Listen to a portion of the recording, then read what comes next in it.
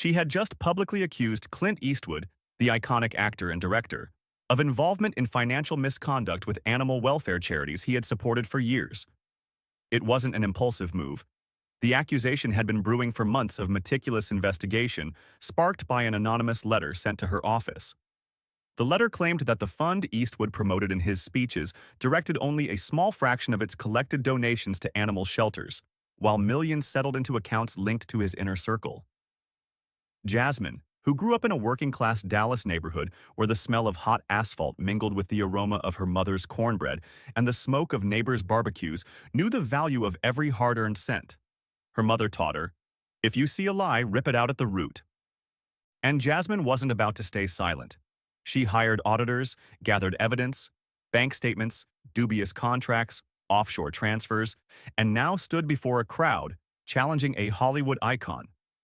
Her voice cut through the air like a knife. The fund Mr. Eastwood so loudly endorses raised $12 million in 5 years. But do you know how much went to animals? 15%. The rest? Offshore accounts, private companies, his friends' pockets. That's not charity.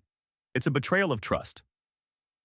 The room erupted in noise, reporters shouting questions, but Jasmine sharply raised her hand, silencing them.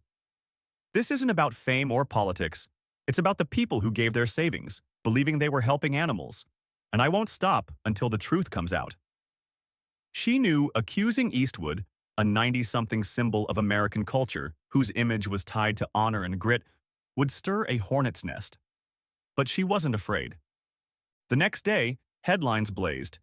Congresswoman versus Eastwood, fraud allegations. Has Hollywood lost its legend?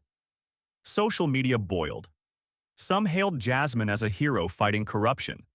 Others branded her a careerist exploiting Eastwood's name. Her inbox was flooded with letters, from words of support to threats of lawsuits. Eastwood's lawyer sent a formal letter demanding an apology and threatening a defamation suit, but Jasmine only smirked, tossing it onto her desk. Let them try, she thought. A week later, preparing for a national TV interview, Jasmine sat in her office, where the air smelled of strong coffee and old books. She reviewed new documents her team had gathered, more evidence tying Eastwood's fund to a network of shell companies. One document showed the fund's manager, a close friend of Eastwood's, received $200,000 as a consulting fee from a company with no official link to the charity. Jasmine's blood boiled. She didn't just want to expose the scam, she wanted the guilty to pay. Her legal team was already drafting a lawsuit against the fund, and Jasmine planned to announce it during the interview. That night, preparing her speech, she got a call from an old friend, a Dallas journalist. His voice trembled with urgency. "Jasmine, I found something. It's bigger than you think. Meet me tomorrow at the park by the lake. Just you, no aides." A chill ran down her spine. Something in his tone suggested this could turn everything upside down. Jasmine hung up, staring into the dark window at her tired but resolute reflection. She knew a storm was coming, but she was ready. Jasmine Crockett woke early, the dawn light barely piercing the heavy curtains of her Dallas bedroom. Today was the day she'd meet the journalist, followed by a national TV interview where she planned to announce the lawsuit against Clint Eastwood's fund. She parked by White Rock Lake, where a light breeze rippled the water and gulls screeched overhead. Ted was already waiting on a bench, clutching a folder, his face pale and eyes restless, as if he hadn't slept. "Jasmine, sit," he said quietly, glancing around. She sat, the wooden bench cold through her dress.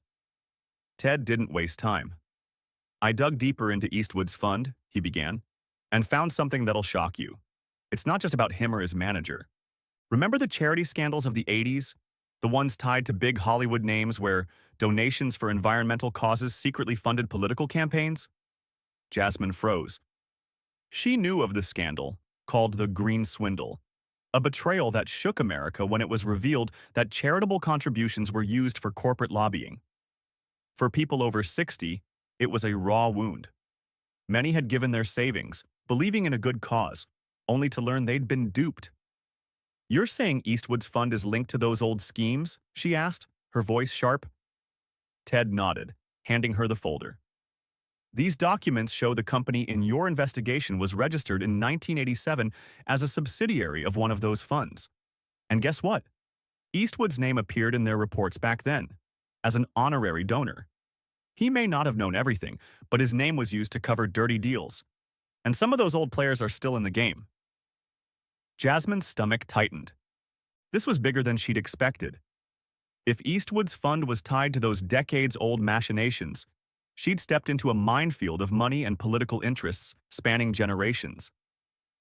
She recalled her grandmother over Sunday dinners, recounting how their family donated $200 to save the forests in the 80s, only to learn it funded a senator's campaign.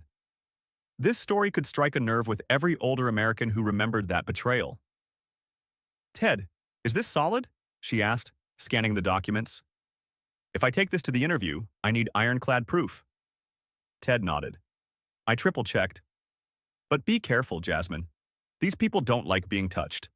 She thanked him, a mix of anger and resolve rising in her chest.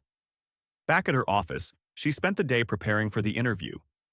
Her legal team finalized the lawsuit against Eastwood's fund, and with Ted's new evidence, Jasmine felt more confident. The studio was packed, cameras humming like bees. Jasmine sat, adrenaline surging. The host dove in.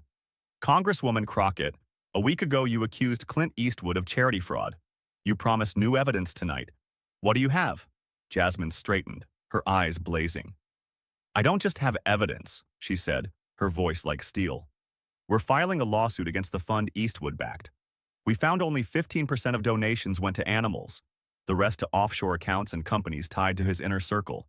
But there's more. Today, I learned this fund is linked to the 1980s charity scandals, when donations were misused for political lobbying. Eastwood's name was there back then. He may not have known it all, but his name shielded scammers.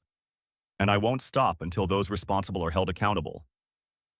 The audience gasped, the host faltered, and Jasmine knew her words were rippling across the country, stirring memories of past betrayals. She knew this was just the start. After the interview, her phone exploded with messages, praise for her courage, accusations of slander. The first day of the trial against the charity tied to Clint Eastwood began. The lawsuit accused the fund of fraud, money laundering, and misusing donations collected for animal welfare. Jasmine knew this trial could define her career and the hopes of those who believed in her fight. She felt the eyes of dozens in the courtroom, reporters, activists, and older citizens whose faces mixed hope and skepticism.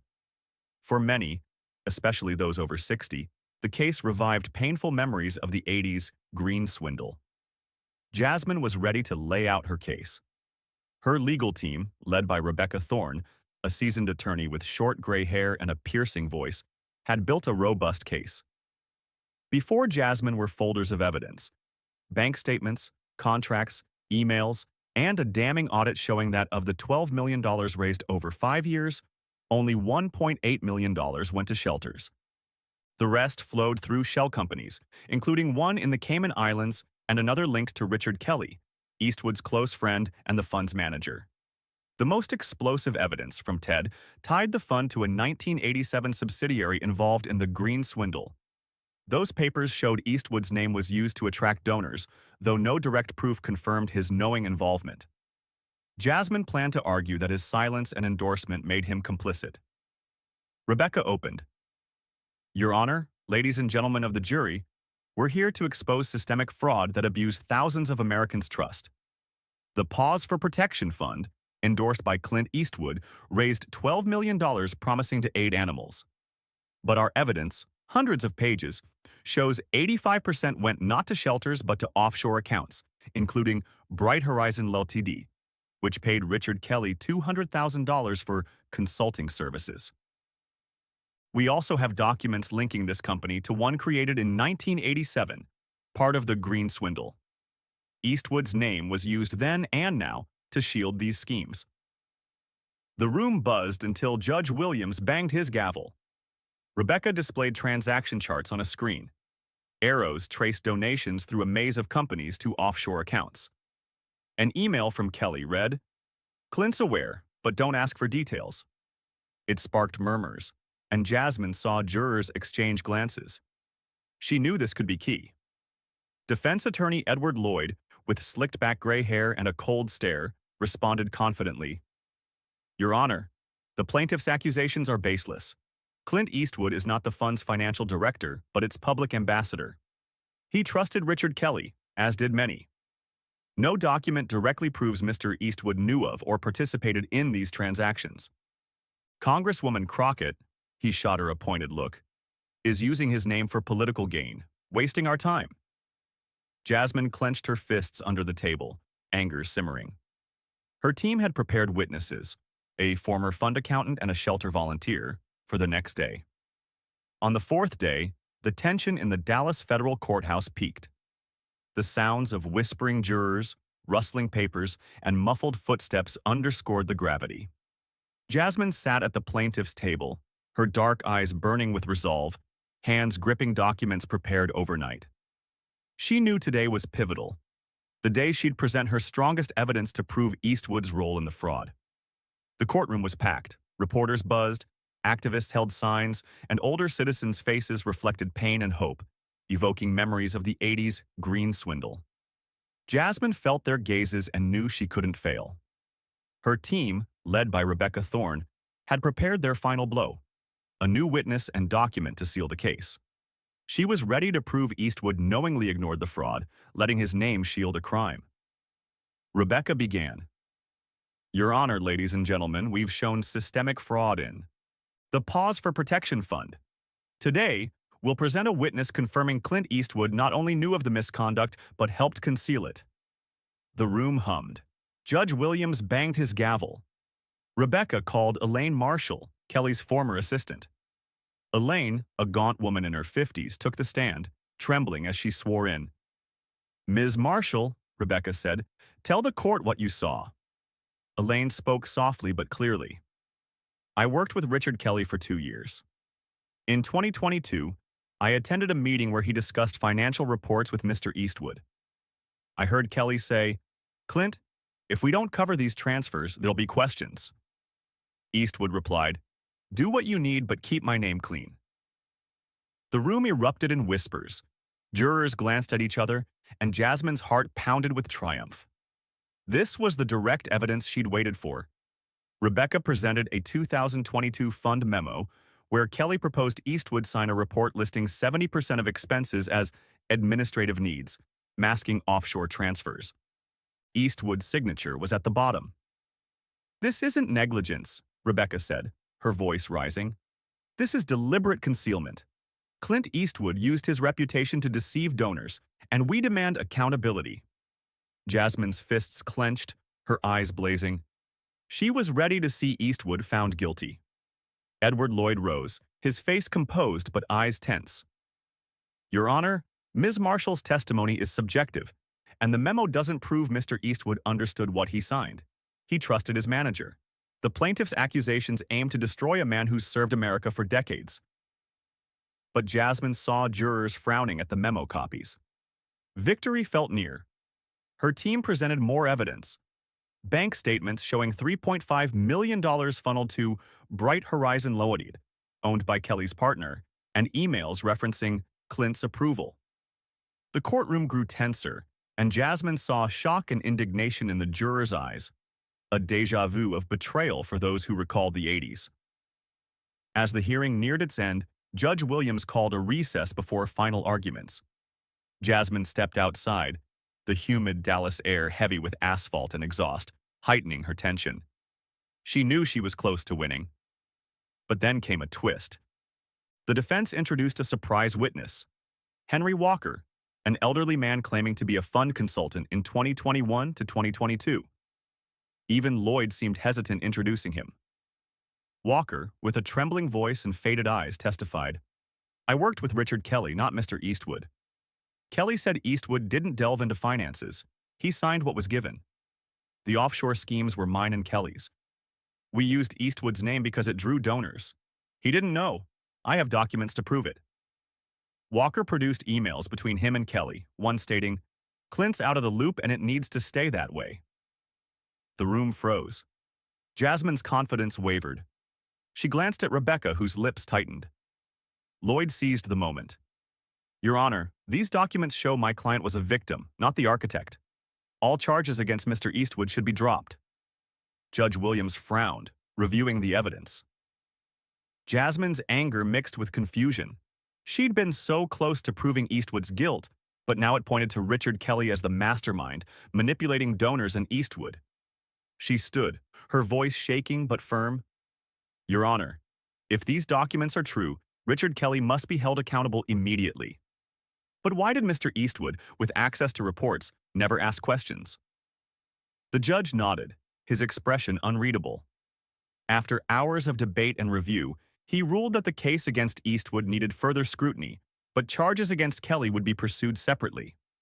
The room buzzed, and Jasmine's heart sank. She'd exposed the fraud, but Eastwood slipped through. As the hearing ended, Jasmine left, ignoring cameras and reporters. In her car, smelling of old leather and stale coffee, she let herself cry for the first time in ages. She thought of her grandmother, who lost savings to '80s scammers, and realized her fight wasn't in vain. Kelly, the scheme's architect, was now in the spotlight, his arrest imminent. But deep down, Jasmine felt bitterness. Eastwood remained untouchable, whether through naivety or indifference. She turned on the radio, where an old song about justice played, and took a deep breath. Her fight wasn't over. Kelly would face the law and she'd keep digging, knowing the truth, however painful, always finds a way. And this small step, her relentless pursuit, was the start of changes she'd promised herself and those who believed in her.